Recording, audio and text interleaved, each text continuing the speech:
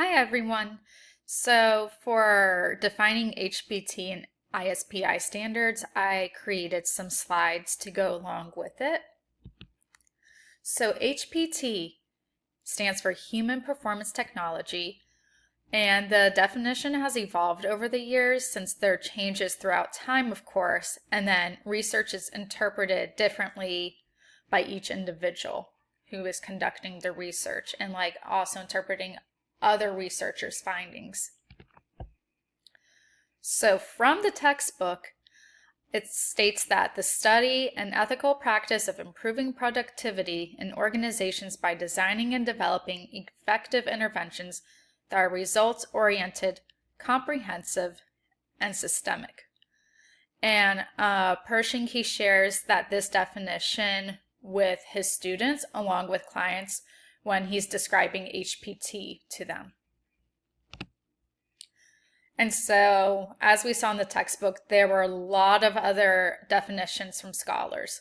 So we have Gilbert in 1978 talking about the function of human worthy performance, which is then a function of the ratio of valuable accomplishments to costly behavior. Then we have Rothwell in 1996. HPE is the field focused on systematically and holistically improving present and future work results achieved by people in organization settings. And then lastly, with ISPI in 2005, they shared that's a systematic approach to improve productivity and competence, uses a set of methods and procedures, strategy for solving problems when you realize opportunities related to the performance of people. So overall, we saw a lot of different definitions. So then I created my own definition of HPT. So I first took Pershing's basic action research, which is to the right of your screen. And how I define the routine is first breaking it down to observation. You observe what is occurring, but you have to define it objectively. And then you're collecting data during that period, which leads you to your objective definition. Like you're not adding what you think or how you feel. You're just restating what is happening. And then you begin to do some critical thinking. So you're restating what's occurring. And now you start to form a hypothesis on why you think that's occurring.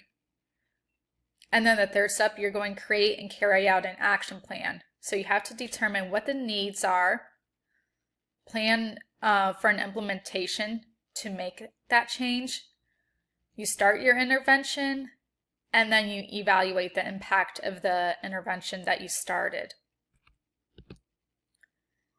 So next, ISPI. So it's the International Society for Performance Improvement. So they define themselves, they help people and organizations to make a difference to their coworkers and clients, to their communities, and of course to the world. So they provide tools and strategies for effective and universal improvement, and they're helping their members. But overall, I would describe it, they use a systematic process regarding performance standards. So I selected standard 5, which is determine need or opportunity. So my own words, I broke it down to 2 steps. So you conduct interviews with your client and you share the intention of your analysis. You identify the scope of the analysis that you're going to conduct. You select data gathering methods. You collect your data, then you analyze your data, and you identify and define the gap that's occurring. And so then you generate your report with the data, the gap, and options for closing that gap. And you share this report with your client. And so why is standard 5 important? So as an instructional designer, you should follow it to ensure an effective front-end analysis is being conducted to then bridge to project planning when you're addressing the gap in the system. So then those are my sources, and that's it, and I look forward to seeing everyone else's work with this.